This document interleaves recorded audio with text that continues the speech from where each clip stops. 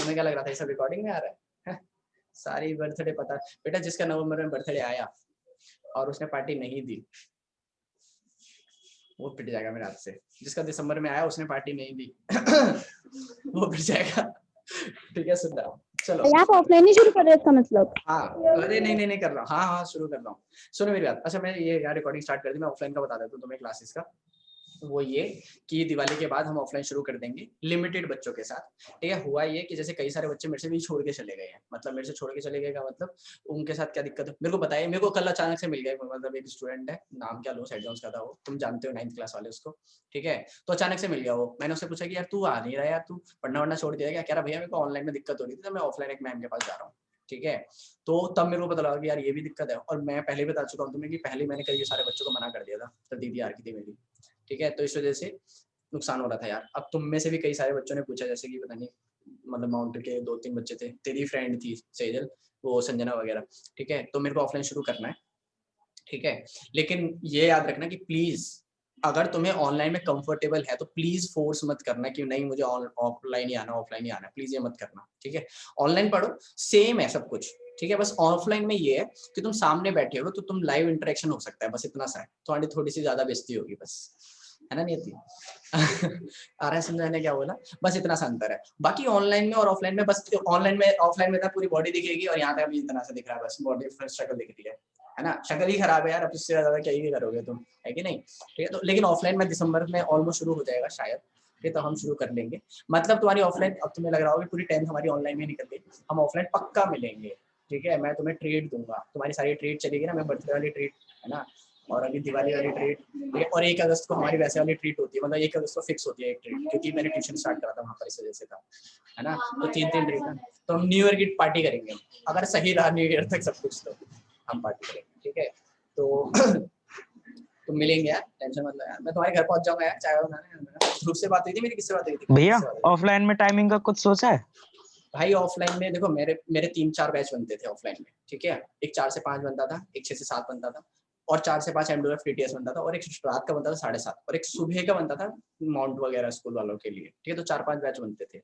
अब दिक्कत ये कि जितने बच्चे हम 4-5 बैच में पढ़ाते थे ना, उतने नहीं पढ़ा सकते। जैसे एक बैच में अगर मैं 30 बच्चे पढ़ा रहा था तो मैं 30 बच्चे तो बैठा नहीं सकता, अब मैं 15 बच्चे ही बिठा पाऊंगा। ठीक है, तो अब और बैच ऑप्शंस खुल जाएंगे। ठीक है, वो खैर ऐसा नहीं होने वाला, क्योंकि मैं जो लाइव में पढ़ा रहा हूँ, जैसे तुम्हें भी पढ़ा रहा हूँ और ऑफलाइन में बच्चे बैठे हो, मैं ऐसी कुछ बैचेस लूंगा। रीजन ये है क्योंकि मुझे बाकी क्लासेस भी मैनेज करनी है। ठीक है, 9th क्लास ही मैनेज करनी है। 9th क्लास के लिए तो और ज्यादा दिक्कत है, वो तो और ज्यादा बेवकूफों की तरह बैठते हैं। 10th क्लास वाले बच्चों में थोड़ा तो दिमाग है, और 11th-12th वालों को मैं अलग से बिठा सकता हूँ, उनके लिए तो कोई दिक्कत नहीं है। ठीक है, तो बैच 1-2 एक्स्ट्रा और बनेंगे। ठीक है, लेकिन टाइमिंग सारी सेट हो जाएगी। तुम्हें ऑफलाइन में फायदा ये है कि तुम्हारे पास मल्टीपल ऑप्शंस होते हैं, तुम्हें टाइमिंग की कोई दिक्कत ही नहीं आएगी। कितने सारे ऑप्शन है, 4 से 5 वाला सूट नहीं कर रहा तो एमडब्ल्यूएफ में आ जाओ, एमडब्ल्यूएफ वाला टीटीएस में आ जाओ, 6 से 7 आ जाओ, 7:30 बजे आ जाओ, सुबह आ जाओ। ठीक है, कितने सारे ऑप्शन। और एक बात और याद रखना, सबको बोल रहा हूँ मैं, प्लीज प्लीज अपने दोस्तों को बोल देना, अच्छा इतनी पार्टी मुझे तो पता ही नहीं था। ठीक है, और मिलने की नहीं पार्टी है, बोलने के लिए होता है सारा। ठीक है ठीक है ये सब कुछ रिकॉर्डिंग में आ गया, कोई नहीं। एक चीज याद रखना, प्लीज अपने सारे दोस्तों को इन्फॉर्म करें, जो मेरे पढ़ते हैं नहीं पढ़ते, इनको भी पढ़ना है वगैरह वगैरह। 1 दिसंबर से तुम्हारे लिए बोल रहा हूँ स्पेशली, जिन्होंने लेट ज्वाइन करा या फिर जिनको भी रिवीजन करनी है फर्स्ट टर्म की, 1 दिसंबर को अगर कुछ भी पढ़ेगा, या फिर मान लो संडे पढ़ रहा है तो उसको छोड़ दो, वरना 1 दिसंबर से हमारा फर्स्ट टर्म का रिवीजन बैच स्टार्ट होगा मॉर्निंग में 5 बजे। ये फिक्स है, समझा है मैंने क्या बोला? और अगर तुम्हें लग रहा है कि यार ठंड हो गई और सुबह 5 बजे कैसे हो सकता है, तो बच्चे बेटा तुम बहुत दूर दूर से बच्चे आते थे। ठीक है, मतलब इस साल की जो मेरी टॉपर थी लड़की, क्या नाम है उसका, निकिता, वो कहाँ पर रहती है, वो बिल्कुल बंगाली कॉलोनी एकदम एंड में रहती है वो। ठीक है, वहां से आती थी वो अकेले सुबह सुबह 5 बजे। और वो लड़की वन ऑफ द ऐसी थी कि जो रेगुलर थी, मतलब बहुत सारे बच्चे थे रेगुलर, उनमें से वो लड़की थी कि जो रेगुलर आती थी। समझ रहे मैं क्या कह रहा हूँ? तो इसीलिए तुम्हें, मतलब तुम कोई नया नहीं है कि तुम्हारे लिए हो रहा है वो बैच। और ऑप्शन ये भी रहेगा कि शायद इस बार ऑनलाइन भी हो जाए, तो ऑनलाइन का भी ऑप्शन रहेगा। ठीक है, लेकिन ऑफलाइन में क्या होता है, मॉर्निंग के 5 बजे वाले बैच में मतलब ट्रॉफीज मिलती है जो आंसर देता है, अब ऑनलाइन में तो मिल नहीं सकती है वो, तो वो तुम देख लेना। ठीक है, मतलब ये है। ठीक है, लेकिन वो स्टार्ट हो जाएगा 1 दिसंबर से, फिक्स है। वो बैच हर साल स्टार्ट होता है, तो फर्स्ट टर्म का बैच वो वाला स्टार्ट होगा, वो नॉर्मल बैच चलता रहेगा सेकंड टर्म का, वो वाला बैच टर्म फर्स्ट टर्म का होगा। तो अगर तुम्हें किसी को भी ज्वाइन कराना है, तो आजकल ना टीचर्स ने नए टर्म निकाल दे क्रैश कोर्स करके, या तो तुम उसको क्रैश कोर्स समझ सकते हो। तो दिसंबर, जनवरी और फेब में 3 महीने में पूरा सिलेबस खत्म करा दूंगा मैं। ठीक है, सेकंड टर्म चल ही रहा है, फर्स्ट टर्म वहां पे स्टार्ट हो जाएगा, और जो सेकंड टर्म के जो चैप्टर 1 दिसंबर से पहले पहले हो जाएंगे, वो उसमें कंटिन्यूड हो जाएंगे बाद में। ठीक है ना, वो सारी मेरी जिम्मेदारी है, मेरी तरफ से होगा वो सारा, ठीक है। जो पहले आ गए हैं मतलब जो नवंबर से पहले जिन्होंने ज्वाइन कर लिया है उन सबके लिए फ्री है। मतलब होता है ना बच्चों के दिमाग में कि भैया आप फर्स्ट टर्म क्या कराओगे, तो अब तो हमने लेट ज्वाइन करा तो फीस लोगे, कुछ फीस नहीं है, कोई दिक्कत नहीं है, तुम बस पढ़ो यार, ठीक है। मैं अगर एक घंटा एक्स्ट्रा निकाल रहा हूँ, एक वो मॉर्निंग में तो एक रात का भी बनता है, लेकिन अब पॉसिबल नहीं है वो ऑब्वियसली, तो एक मॉर्निंग का ही बनेगा बस, ठीक है। मैं अगर 1 घंटा निकाल रहा हूँ तुम्हारे लिए कि मेरे मतलब तुम्हारे मार्क्स आ जाए, तो ऑब्वियस सी बात है ना कि मैं कुछ एक्सपेक्ट कर, और बिना पैसों के, तो इसका मतलब कुछ तो एक्सपेक्ट कर रहा हूँ। पैसों का मतलब बिना किसी उसके ना कि नहीं यार मेरे को पैसे कमाने हैं, ठीक है, इसीलिए मैं कुछ एक्सपेक्ट कर रहा हूँ कि मार्क्स आ जाए, तो प्लीज मेहनत कर लो, ठीक है। अब मैं लिटरली कुछ बच्चों को ना लिटरली वो करने वाला हूँ मैसेज, जो मेरे को लग रहा है, मतलब ये नहीं है कि मैं सबको मैसेज करूंगा भाई, मेरे बस की उतना नहीं है, मैं सिंपल सा बोल रहा हूँ, मैं उन्हीं बच्चों को मैसेज करूंगा तो जो सच में मुझे लग रहे हैं पढ़ रहे हैं, ठीक है। और एक दो से मैंने बात करना स्टार्ट भी कर दिया कि उनको पता ही होगा जिनके बारे में बोल रहा हूँ, ठीक है। मैं लिटरली बोल रहा हूँ कि मैं तुम्हें मैसेज करना चालू करूंगा, और नहीं पढ़ना तो कोई दिक्कत नहीं है, कुछ दिन बाद मुझे अपना भी रिस्पॉन्स मिल जाएगा। दूसरी बात ये कि मैंने कार्बन चैप्टर का असाइनमेंट भेजा था, उसको कंप्लीट करना चालू करो, ठीक है। एक दो बच्चों ने बोला मुझे कि भैया ये दिक्कत है, तो कोई दिक्कत नहीं है, ये वीक है तुम्हारे पास ना, ठीक है। और ये भी नहीं है कि टेस्ट होगा उसके बाद हम असाइनमेंट करेंगे, टेस्ट से पहले खत्म करो, इस वीक टेस्ट है, अभी से बोल रहा हूँ मैं, ये नहीं है कि मैं तुम्हें बताऊंगा कि बेटा कल टेस्ट है परसों टेस्ट है, ऐसे नहीं बताने वाला मैं, अभी बोल रहा हूँ कि इस वीक टेस्ट है कार्बन चैप्टर का, और वो कार्बन चैप्टर का टेस्ट वो नहीं होगा, एमसीक्यू बेस्ड नहीं होगा वो, ठीक है। तो वो किस तरीके से होगा, मैं तुम्हें पूरा असाइनमेंट की तरह टेस्ट दूंगा, ठीक है। वो तुम्हें पेपर पे करना है या तो फिर उसको स्कैन करो मुझे भेजो, या फिर मुझे अपने आप देने आ जाओ मेरे घर पे, कोई दिक्कत नहीं है, ठीक है। तो या फिर उसको अपने पास रख लो, बाद में दे देना, मैं चेक करके बाद में दे दूंगा, कोई दिक्कत नहीं है, ठीक है। तो इसीलिए प्लीज इसको दिमाग में बिठा लो, इन सब चीजों को, जो मैंने इतनी सारी चीजें बोली है, ठीक है। और ऑफलाइन बैच स्टार्ट होगा पक्का, ठीक है, लिमिटेड बच्चों के साथ, मैं सबको नहीं बुलाने वाला, दिक्कत है यार, तुम्हें भी पता है दिक्कत है, मैं सबको नहीं बुला सकता, मेरे भी घर पे छापा पड़ जाएगा। और सच में मैं तो पहले बता रहा कई सारे टीचर्स पढ़ा रहे थे मेरे सर्कल में, तो उनके घर पे दिक्कत हुई है, ठीक है। चलो सेट करते हैं, बहुत सारा टाइम वेस्ट हो गया, अब तो कुछ ज्यादा ही हो गया अब तो, ठीक है। अब दिमाग लगाना जरा ध्यान से सुनो, देखो यार, अब है साइन कन्वेंशन, ठीक है। साइन कन्वेंशन का मतलब क्या होता है कि हमने ये पढ़ा था कि कोई भी क्या नाम है, अगर हम यू वी एफ वगैरह कुछ भी ले रहे हैं तो इधर की तरफ पॉजिटिव इधर की नेगेटिव ऐसे ऐसे कैसे होगा, ठीक है। मतलब ये कि हमने उसके बाद जो फॉर्मूले पढ़े थे, 3 फॉर्मूले पढ़े थे, सबसे पहले पढ़ा था मिरर फॉर्मूला, ठीक है।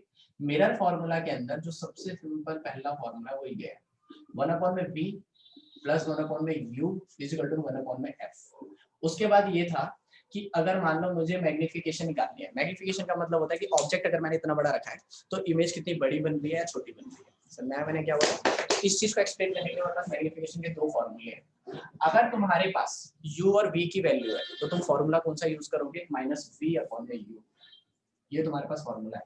और अगर तुम्हारे पास हाइट ऑफ ऑब्जेक्ट और इमेज है तो तुम मैग्निफिकेशन का ये वाला फॉर्मूला यूज करोगे, हाइट ऑफ इमेज अपॉन में हाइट ऑफ ऑब्जेक्ट। प्लीज याद रखना, हाइट ऑफ इमेज है ऊपर और यहाँ पे v है ऊपर, ठीक है, उल्टा मत कर देना। ये हमारे पास 3 फॉर्मूले हैं। अब सुनो जरा ध्यान से, देखो यार, देखो मैंने हमेशा न्यूमेरिकल्स करने के लिए सिंपल सा एक तरीका बता रखा है तुम्हें, दैट इज गिवन।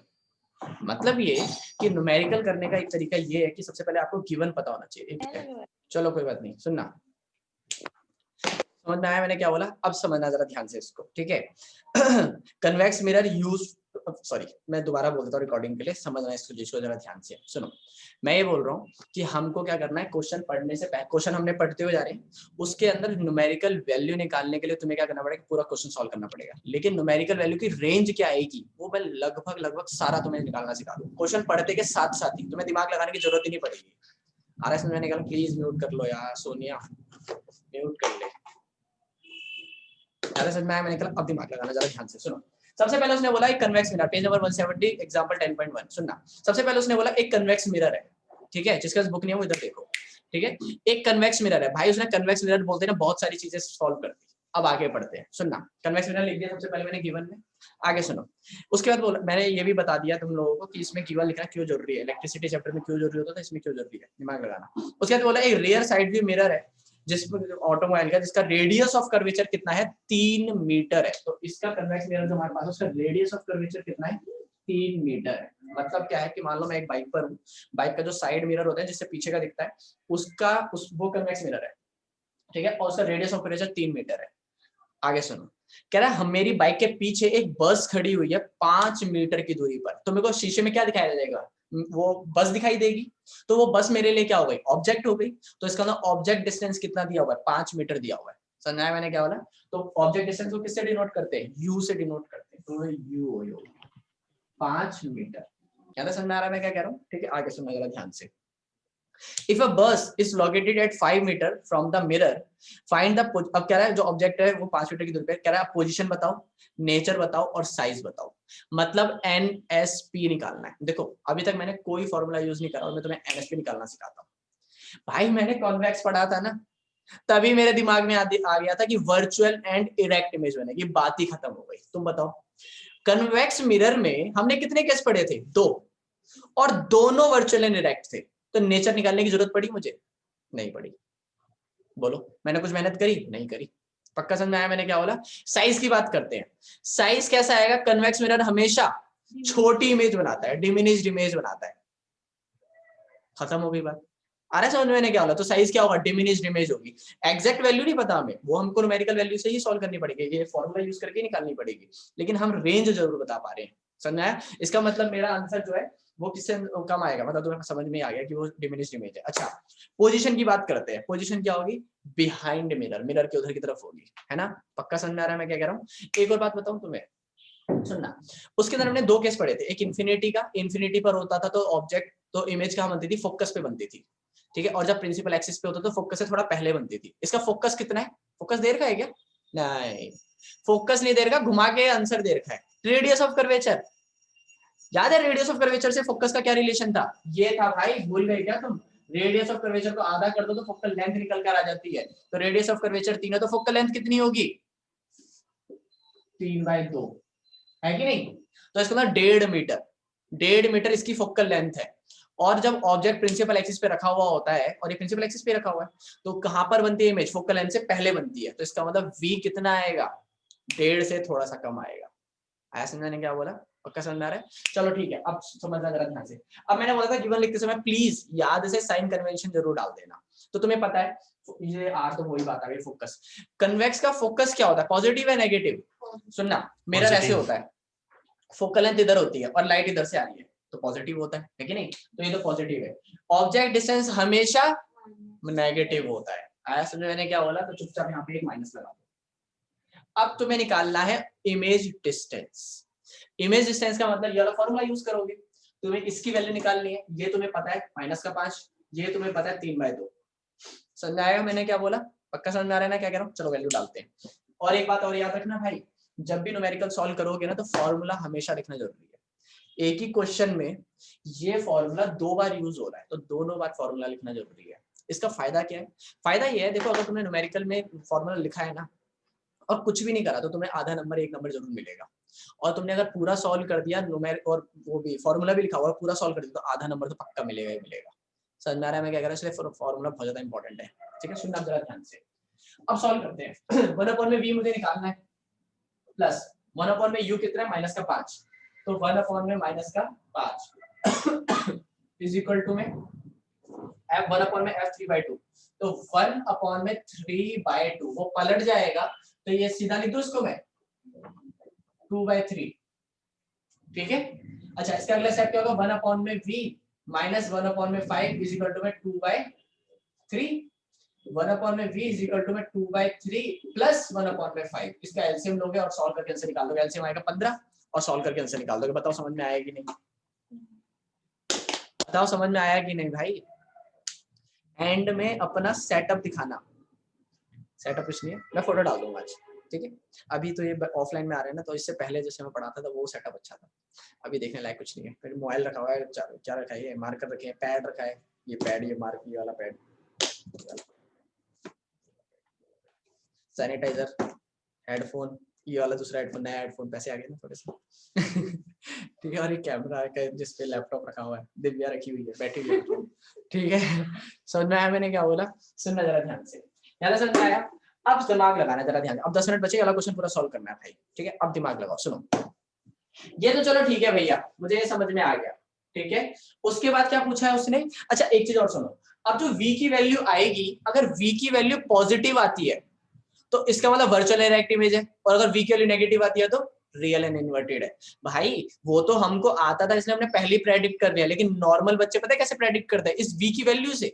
v अगर पॉजिटिव आएगा तो वर्चुअल इनडायरेक्ट, और v अगर नेगेटिव आएगा तो रियल एंड इन्वर्टेड। खुद देखो 2/3 भी पॉजिटिव वैल्यू है, 1/5 भी पॉजिटिव वैल्यू है, आंसर पॉजिटिव ही आएगा। और ये तो हमने पहले गैस कर दिया था, है कि नहीं? पॉजिटिव का तो वर्चुअल इनडायरेक्ट, और ये तो हमने पहले ही बोल दिया था गिवन लिखते लिखते ही। भाई अपने साथ रहोगे तो ऐसे ही होगा, ठीक है ना? अगर अपना दिमाग सही से लगाओगे तो, वरना तो तुम हार्ड वर्क करते रहो, तुम्हारे लगे रहो, क्या कर सकते हैं। आगे वो पूछ रहा था size of image. Size of image के हमारे पास दो फॉर्मूले, मतलब मैग्निफिकेशन पूछ रहा है। साइज ऑफ इमेज जब भी पूछेगा ऐसा कुछ, मैग्निफिकेशन पूछेगा, साइज जब भी पूछेगा तो मैग्निफिकेशन निकालनी है। सुनना, साइज पूछ रहा है तो मतलब मैग्निफिकेशन के दो फॉर्मूले हैं, एक तो -v/u और एक हाइट ऑफ इमेज अपॉन में हाइट ऑफ ऑब्जेक्ट। यार देखो ये वाला फॉर्मूला मैं गलती से भी यूज नहीं कर सकता, हाइट ऑफ इमेज वाला फॉर्मूला में यूज नहीं कर सकता। क्यों नहीं कर सकता? तुम्हें सिंपल सा रीजन इसका पता ही है। वो इसलिए क्योंकि हाइट ऑफ इमेज में क्या है कि भाई साहब, हाइट ऑफ इमेज में दिक्कत ये है कि है ही नहीं हमारे पास, ना हाइट ऑफ इमेज है ना हाइट ऑफ ऑब्जेक्ट है। लेकिन ये वाले फॉर्मूले के लिए v अभी हमने निकाला है और u हमें पता है, डाल दो मैग्निफिकेशन निकल कर आ जाएगी। आया समझ में? निकाला। बताओ ये वाला फॉर्मूला भी अगर समझ में नहीं आया तो बोलो भाई, बोलो, है कि नहीं? भैया दूसरे स्टेप में ना 3/13 आ रहा है मैग्निफिकेशन इसमें। हाँ भैया, तो वैल्यू डाल देना यार, क्या दिक्कत है? कोई दिक्कत है क्या? यहाँ से नहीं नीचे वाले निकाल। मैग्निफिकेशन आ रही है 3/13। 3/13 आ रही तो क्या हो गया? वही तो कह रहा हूँ, 13 ये कह रहा 13/13, 3/13 तो कह रहे 13/15। वो v आ रहा है भैया 15/13। तो क्या? अबे मेरे भाई मैं यही तो कह रहा हूँ, तो क्या हो गया? अगला क्वेश्चन मैं कराऊंगा, ठीक है? अबे भाई वैल्यू तो कुछ भी आई, मैंने सॉल्व कहाँ करा है? जैसी नहीं भैया बातें थोड़ा कर रहे अटपटे से लग रही थी m की हो। वैल्यू। अच्छा, अबे अटपटी लग रही है तो क्या करूँ? तेरी बातें अटपटी लग रही है मुझे। अबे आंसर कुछ भी आया, मैं सोच रहा गलत आ रहा है। अबे आंसर अटपटा है, कोई दिक्कत नहीं है भाई, सब कुछ चलेगा यहाँ पर, सही होना चाहिए बस, चाहे अटपटा हो चाहे चटपटा हो, जैसा मर्जी हो। समझ में आ रहा है मैं क्या कह रहा हूँ? जैसा मर्जी हो। अगला क्वेश्चन मैं करा दूंगा, चलो ठीक है? ये वाला क्वेश्चन बहुत ईजी था, अगला क्वेश्चन थोड़ा और अच्छा है। अगले क्वेश्चन में एक और चीज है, क्वेश्चन को घुमाएगा कैसे मैं ये बताने वाला हूँ, मेरे सेशन में बताऊंगा। लेकिन मैं, अगर किसी को अभी भी डाउट है तो पूछ लो फटाफट से, वरना मैं अगला सेशन एंड करके दूसरा सेशन शुरू कर रहा हूँ। पूछो पूछो पूछो।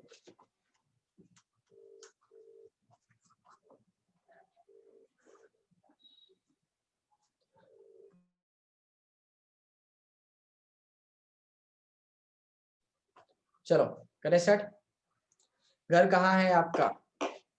जन्नत में। मिलेगा? मैं साइज में क्या लिखे? सिर्फ डिमिनिश या डिमिनिश बाय 23। हाँ बाय कुछ भी लिख सकते हो, बाय भी लिख सकते हो, ठीक है? सीधा m की वैल्यू लिख दिया। फिर भैया height of image of height of object बता दो भैया एक बार। हाइट ऑफ इमेज, मान ले केस है, यहाँ पे ये मिरर है, ठीक है, ये रखा हुआ है, ये ऑब्जेक्ट कितना बड़ा है, ये ऑब्जेक्ट कितना बड़ा है, ये हाइट ऑफ ऑब्जेक्ट। इमेज बनेगी इसकी, नीचे बन रही है इधर बन रही है, तो वो कितनी बड़ी बन रही है, वो है हाइट। दूरी कितनी है, ये होता है ऑब्जेक्ट डिस्टेंस और इमेज डिस्टेंस। हाइट कितनी है, ये होता है हाइट। समझाया मैंने क्या बोला?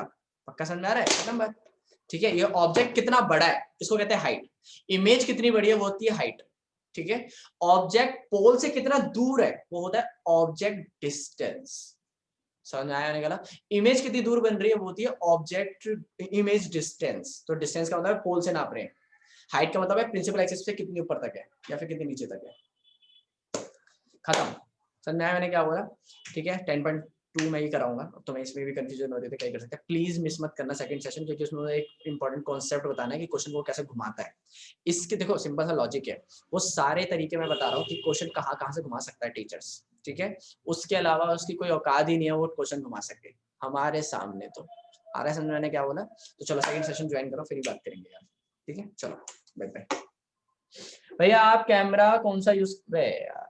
भाई ट्यूटोरियल नहीं चल रही है, जब मेरे हो जाएंगे 1,00,000-2,00,000 सब्सक्राइबर तब मैं पक्का वाला वीडियो बनाऊंगा। वैसे मेरे पास अभी लॉजिटेक का कैमरा है, ठीक है? लॉजिटेक पता नहीं नंबर मैं भूल गया इसका, ठीक है? क्वालिटी अच्छी है ना, बस इतना बता दे तू मुझे, वो अच्छी होनी चाहिए बस, ठीक है? चलो फीस दे दो यार, मैं महंगा खरीद लूंगा यार, ऐसी क्या बात है यार। चलो ठीक है, ठीक है अनुभव, बाय बाय। भैया आंसर आ गया, आना ही था भाई आंसर। हाँ क्वालिटी बढ़िया है, धन्यवाद भाई। भैया डीएसएलआर है क्या? अबे भाई विशाल, तू अमीर आदमी है, तेरा बर्थडे था कल, अबे कुछ तो रिटर्न गिफ्ट दे दे भाई हमें, है कि नहीं? हैप्पी बर्थडे लेकिन तेरे को यार। चलो बाय बाय, ज्वाइन करो फटाफट अगला लिंक।